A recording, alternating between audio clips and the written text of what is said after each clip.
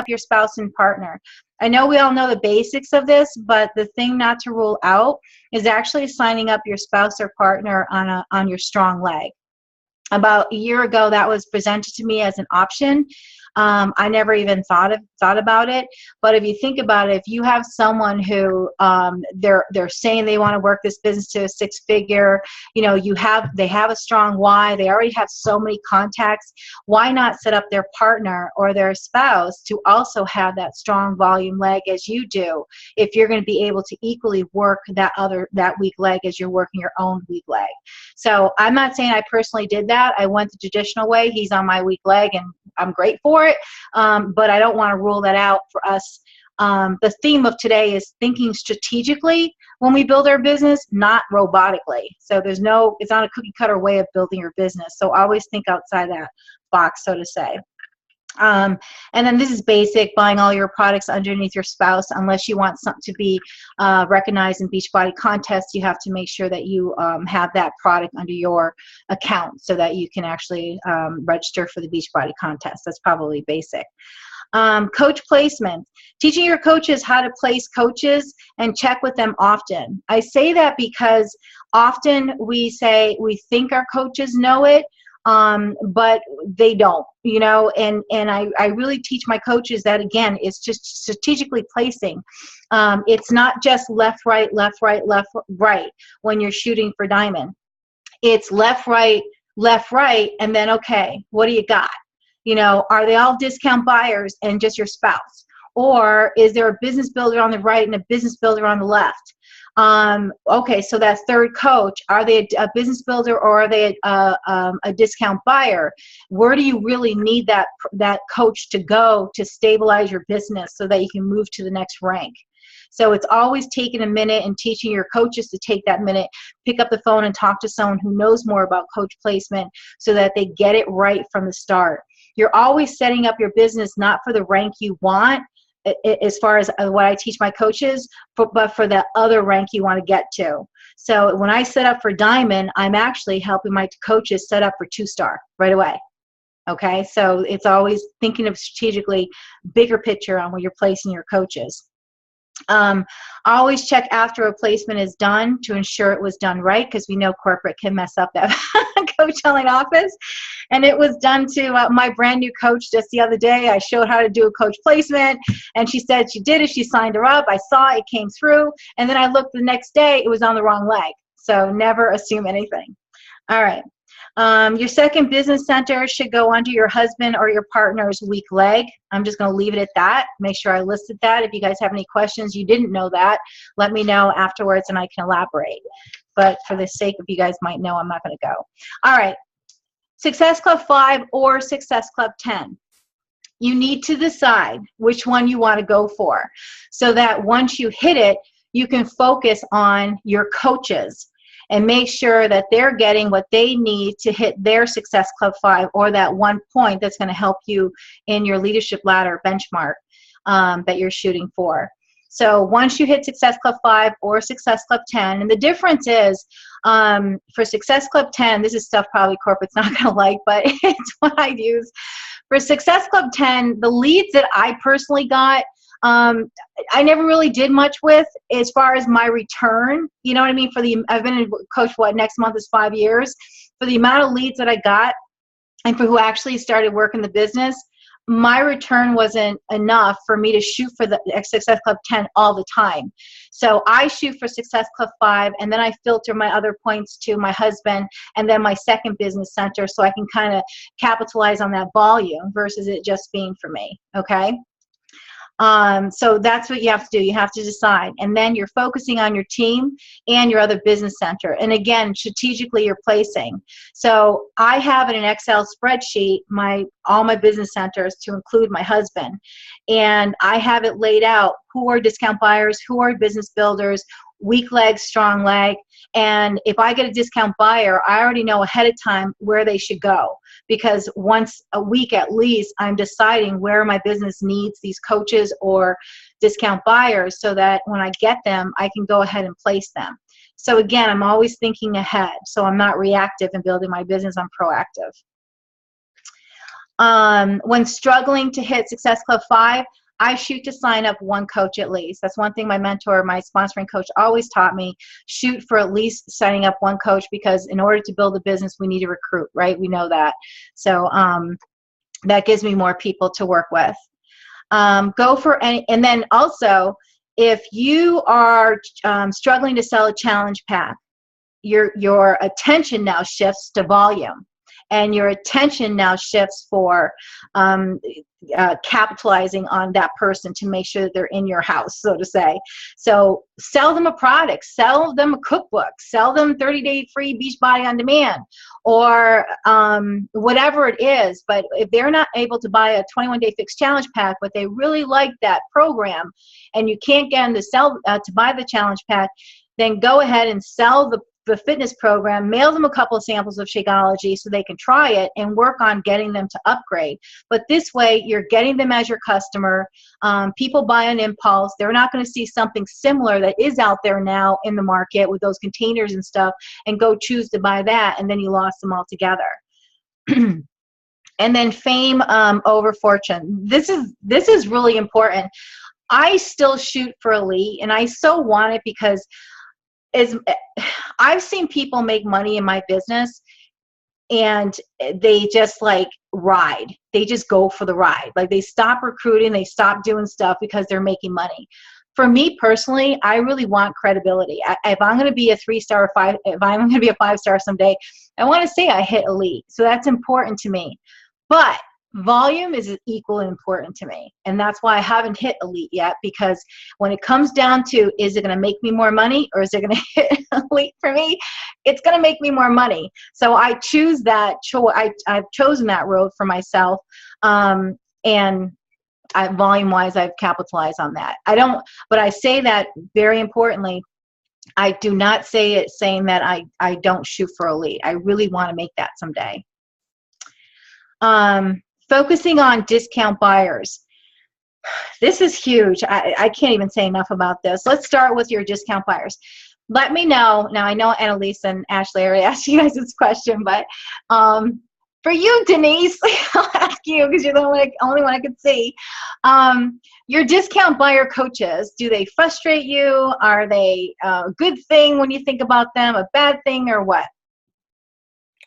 I don't mind them because I feel like I need some, and that's how I started out. So I never say no to that, you know. Well, not say no as far as them being active or inactive and then stabilizing your business.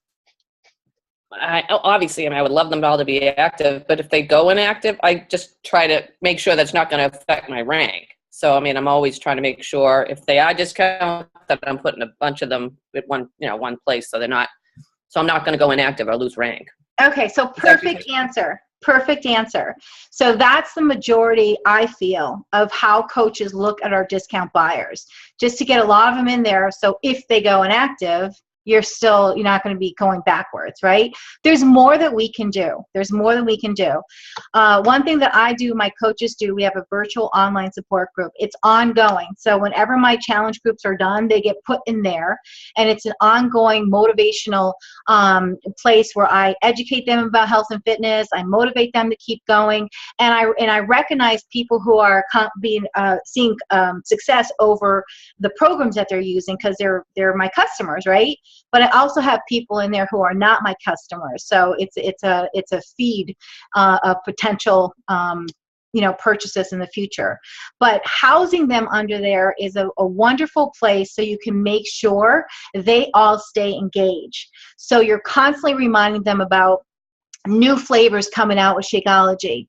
You're constantly asking them, maybe privately on the side, hey, Susie, how are you doing with your 21-day fix program? What's going on? And they give you a report, right, about it. That's a place, because it's private, that you can say, had a great conversation with Susie today. She's down 10 pounds from the 21-day fix program, right? So you're engaging conversation, bringing out, celebrating them in there. And those people who are not, customers are looking at that to potentially reach out to you and say, hey, what's that you're celebrating this person for? Or those people who are your customers and are done with the Focus T25, maybe they're considering another program and now they want more information. They saw Susie lost 10 pounds. So it's like running a virtual fitness center, I always say, and it's working on retention of your discount buyers versus just hoping they don't go inactive. So another thing I do is I always add them to all my challenge groups. Now, sometimes people are like, man, I just got done with a challenge group and these guys want to go in my challenge group again. I'm like, great, that's a good thing. So if you want to separate it, having an online ongoing support group, mine's called Pledge to be Healthy with Julie. I have a new coach who just started one. She just started her own group page, and now it's Workout Warriors with Jackie. You know, so you can get creative with your names. But what happens is when I'm done with people and they're done in my challenge group, like the health bet, everyone has another month in their programs. They're all going into my online support group and they all know each other. So that engagement is going to be even stronger now in there, right? So that's where I house them. So I can continue to talk about products. If a new like Core de Force is coming out, so I've just challenged everyone tomorrow to do a workout, take a picture, and when I post about it on my timeline, I want you to respond and tell me what you thought about the program. So, you know, you're constantly engaging your discount buyers versus just getting them as discount buyers and hoping they stay on Shakeology or with their fitness program. I send private messages to my discount buyers. I'm spending a lot of time on discount buyers because this is about volume. Discount buyers can create a lot of volume. I send private messages to them when they're blowout sales. And I let them know that I'm sending this to you guys about 2 hours before it actually goes on sale. So you guys can choose what you want, be ready to buy because this stuff's going to be selling out. And then I go in my private online support group and I mention it to them and I say in about another hour I'm going to go live on my Facebook page about it. So everyone feels special, like they're getting, you know, they really feel like it's a VIP membership or relationship they have with you. Encourage them to post on social media about their journey. I love doing that because, you know, our best builders come from doing a workout and seeing success. So if you can informally start to push that out, even if it's the words on a page, that starts to show them that it's okay to share about that and you are inspiring your friends and family. And every time I do that, it's so funny. They come back to me like, Julie, this person responds asking me these questions. What do I say? You know, so I'm like, okay, tag me where it is. I find out what they said, and I'm behind the scene. I'm telling them what to say, how to respond to these people. So what's going on here? We're actually doing a Coach Basics with a discount buyer who just wanted to do the program, right? And I'm teaching them how to build a business. And this is how they're excited now because now they got their friend on it. And then I tell them I can either give them your link and you can go ahead and get some money back to pay for your Shakeology, or if you really want nothing to do with that, and I do, I have some people who just want nothing to do with that, they refer them to me, and I make sure that they're in all my support groups.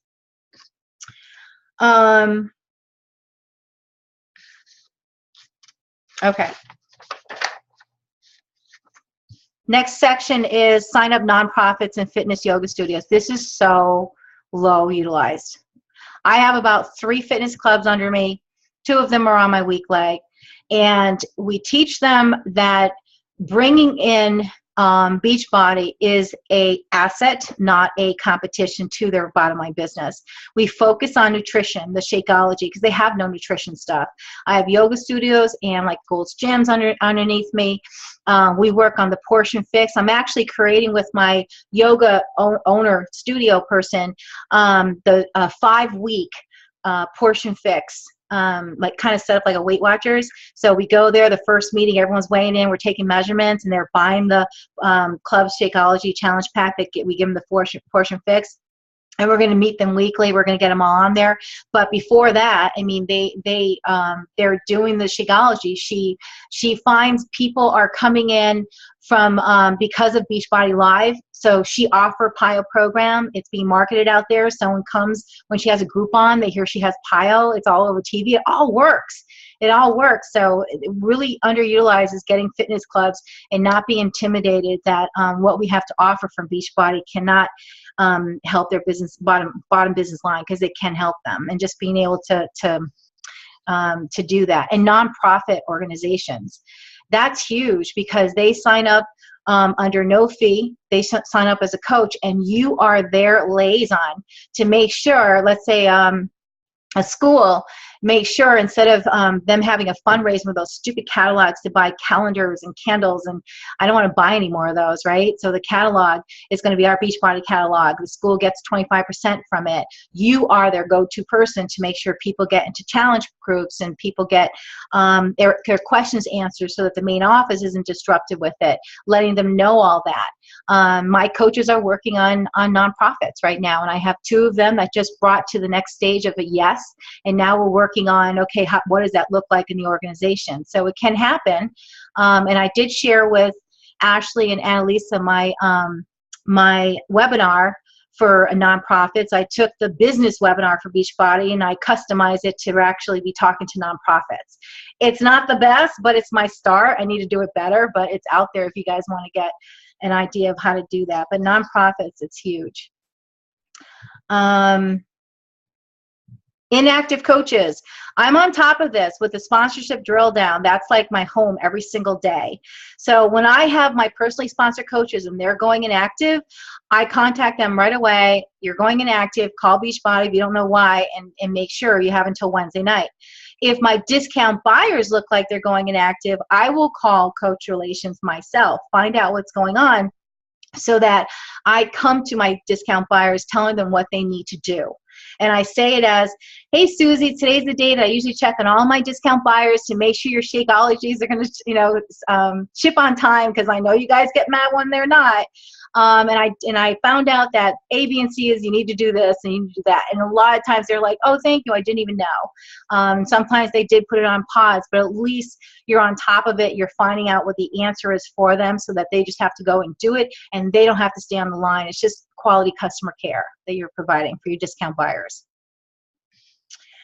All right, moving on to Leadership Ladder. Leadership Ladder is huge, you guys, for volume in your entire business. It's really the heart and soul to make sure that your mindset is in the right place on Monday morning throughout the week. When I brought this to my team's attention about the Leadership Ladder, and I said, we're going to learn this. But before I did, I said, give me one thing that you feel is not going right in your business, and what is it? So Denise, I'm going to put you on the spot because Ashley and Annalise already heard my presentation. So if I were to ask you, and just there's no right or wrong answer, just the first thing that comes to your head would be the perfect answer. What do you think is the one thing that goes wrong in your business, personally for yourself? Oh, you mean as far as my coaches or my business? Whatever comes to your mind. When you're working your business and you're getting frustrated, what is the first thing that comes to your mind? Probably that I have to invite more and do more follow-up. Okay, because you're not getting what? What are you not seeing that you're thinking you have to do that? Just that I have that constant flow of potential people coming in. Okay, are you hitting Success Club? Yeah. You are. Okay, so that's why. The norm would answer, I can't hit Success Club, or I'm really struggling finding people who want to buy a challenge pack. I mean, I hit it every month. I hit 10 usually every month, but it's always like, okay, I need to hit it again. So I need to constantly just be making sure I'm inviting enough and having enough people to reach out to, and always running a challenge group, always kind of putting stuff out there. Okay. All right. So that's a little bit along the lines. The thing that I'm getting to is this. When people don't use the Leadership Ladder benchmark, what they're thinking is Success Club points, finding more people for challenge groups. I mean, that's really where their minds are. And then they're frustrated. The other part is they're not making enough money, right? Yeah. So what happens, what do? They know they're not good at hitting Success Club or inviting, and they're trying to do it the same way, or they're afraid to ask for help. And then that's where we lose our coaches. But if we teach our coaches about the Leadership Ladder, and that it's not just about Success Club, it's about your current rank, it's about your team volume, and it's about one of your coaches hitting a Success Club point, it's going to turn them around from focusing on what's not right in their business personally to what's not right in their business as a bigger picture. So if you work with your your coaches, and you say, all right, so on your one-on-one calls, all right, so let's see how you're doing with the leadership ladder. Did you hit Success Club yet this month? Yep, I hit Success Club 5. Great. And your rank is Emerald. You want to be team builder or team leader, so Emerald's good. All right. What about your team volume? Well, it says I have to have 5,000, but I only have 1,500. Literally, the conversation just stops, right? And then you go, oh, and then you also need to have at least 1 or 2 coaches if you want to be a team leader to hit 1 point. How are you doing with that? My coaches don't want to work the business. And then the conversation just stops. No one says, okay, then we need to recruit more. We need to stop just trying to run challenge groups. We're good at that. Let's keep that going. But let's get stronger and better at recruiting. How can we find business builders? Have you done a sneak peek? Have you done a happy hour? Have you done a live business webinar where you invite people to your house or another place to talk about the business opportunity?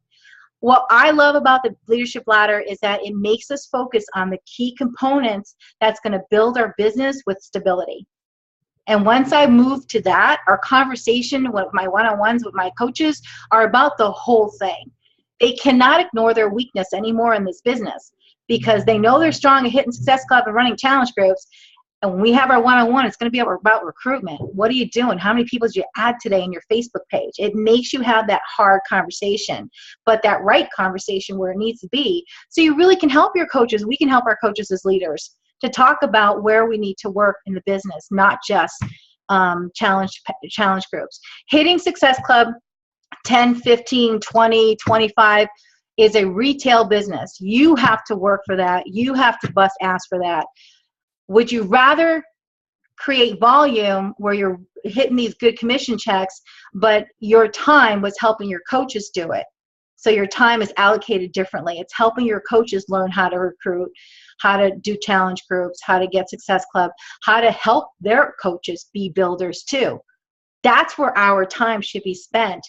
But even though we know that, because we're not really focused on using the leadership ladder framework, we get away from what are the components that our conversations are supposed to be around. Does that make sense? I love the leadership ladder. I'm so glad that I kind of dived into it. And one thing too, I love it and I hate it. I'll end with this. I love it and I hate it because I'm more into wanting to hit organizational leader for my rank benchmark than I am elite. And every time I look at it, it's about my coaches. I'm not going to hit it. I've got everything else right. But my coaches need to hit Success Club points too, or become a team builder too, right? For me to do that. So where is it going to make me always focus on my coaches, on my coaches, on my coaches, right? I know everything else I need to do, but because I'm always trying to shoot for organizational leader, it's going to always put me back to recruiting. So that's why for the first time with Greg Plaskett, we're going back to the basics, and we're going to offer a live. We have a space rented out. Actually, we got for free because one of my coaches had a connection, and we're inviting people. We're advertising to come and hear us give a live presentation. We used to do that when I first came on board, and then we kind of went away from it. So. And the last thing I'm just going to mention is, you guys know about it, but we should have a conversation with our coaches, is the quarterly bonus pool. They should know about that as another potential sporadic, volume that they can benefit from as well. So any questions? Feedback? That was awesome. Yeah? Yes, of course. Oh my gosh, that's great. Great advice. I know, always focusing on recruiting. We totally have to do that as well. One question I had, I jotted down. You know how you're saying that you hit Success Club 5 and then you try to get your spouse Success Club 5. And then you mentioned your second CBC. But I try to filter my packs through my second CBC. It just flags. Oh, that's what I meant. Yeah, that's what I meant. Right? Yeah. So you can't do it in both. Right. You do it in one. Okay. But I see what you're saying. I like the strategy. Yeah. You just want to look at all your, yeah. I get to the point where it's like I hit 10 and then I'm like, then I'll start to filter over, but I don't know. I don't know whether, but I'm not I got one Success Club lead last month. Well, you know what, for someone like you, if you feel that it's easy to hit Success Club, this is what I'm working with my success partner on. I tell her, if in the beginning of the week, the first week you hit Success Club 5, take a week and focus on recruitment. You know what I mean? Like take, and spreading out your points to your husband so that you can create some volume and get some money back from that, right? Right. And then like third week, if you feel like you do want to hit Success Club 10 because that is a personal goal, then go ahead and filter it over to you. Right. But start to kind of make yourself strategically work for volume. And always ask yourself this question: is it important to hit Success Club 10 and how much are you making a week? Or is it important to strategically get some money under your husband so you can get some extra cycles going, right? Yeah, because that's where it happens. Right. Gotcha. Do you advise your coach? You talked about having them sign up their spouse under their strong leg. Is that what you're advising from now, like moving forward? Do you prefer strategy? No, I'm not. When I heard it last January, I'm like, don't throw that in the ring, because I thought it was just like under your weak leg. What I'm saying is, if you have someone that you're signing up and you know that they already have, people that are going to sign up, they have a strong why, and they want to build this to a 6-figure income. They have all the ducks are in order. Don't ignore the fact of the strategic move to have them set up their partner under their strong leg so that their partner is also benefiting from that strong volume, knowing that you're going to have 2 weak legs to do. That's something I have no experience with. It's something that a top coach who's making $1 million that we heard last January had suggested, and everyone was like, what do you mean? That's not what we heard. So all I'm suggesting out of it is that if you ever do have that rock star, just think about that Gotcha.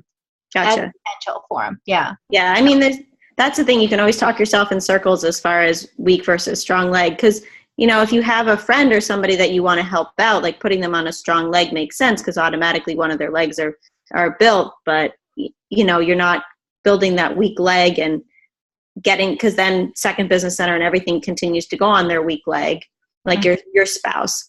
So then it makes your weak leg so much stronger to have them on your weak leg. Exactly. But I think it's important to let coaches know that there's benefits to both. And and just making sure that they're working the business the way that their placement makes the most sense. Yep. Because sometimes they don't understand how I work it differently strategically if my spouse is on my strong leg. Yeah, and sometimes coaches want a cookie cutter, formula, and that's why I'm saying always make yourself available to help them, to help them with it, because every situation is just always so different. Mm-hmm. One thing that I wanted to add volume-wise that we're doing on our team, one of my coaches did the Ultimate Reset, and she had phenomenal results. And she ended up, having a huge Success Club month that month for her. And she recently, I had her post in our team page she posted her results and said, hey, I'm thinking about doing this again. What other coaches or people on our team would be interested in doing it with me? And it created all this buzz. And we all know Ultimate Reset ain't cheap. So I have a whole bunch of coaches that are looking to move forward together and all support each other to do the Ultimate Reset. And then once they get their results, they want to branch out and do a challenge group with the Ultimate Reset. So, whether it's Core to Force or, 3-day refresh or Ultimate Reset, doing things team wide are huge volume boosters, and letting them know, yes, we're doing it for 2 reasons. We're doing it for the program because it's awesome and the results. And also moving forward, it's a good business strategy to have, us all posting about it and saying how we're going through it together, and then creates buzz and other people want to try it. Yeah, and you can also do that with any products like the formulas, performance line, the boost. Greg Plaskett did that with all of us. He said, let's all try this so that we really can have answers for our customers on what it is and have feedback and go through some of the hiccups beforehand. So that's also a good idea on product consumptions that they have out there too. Yeah, we just did that. We've been doing that with our team too. And then there was about maybe 8 of us that just finished the reset. Awesome. And it was great because we're all in the group. And then anytime we posted, we were tagging everybody. It was well, how did you do? And so everybody was seeing it. It was awesome. And I didn't have people okay, tell me what the heck is this program all about? So it really was awesome. I've done it 5 times. Yeah. I know everything about it now. We should change the menus up. Tell them I want new menus, Kevin. Jesus. I agree with that. Annalisa, Ashley, have anything happened from conversations from when we spoke with your team? I haven't noticed anything right away, but I know these things are kind of like, slow process of them understanding volume. I did get, excuse me, I did get a lot of good feedback after that. A lot of people, obviously newer coaches, were like, I don't really know what's happening yet, but they know moving forward kind of what they're looking for, which is super helpful.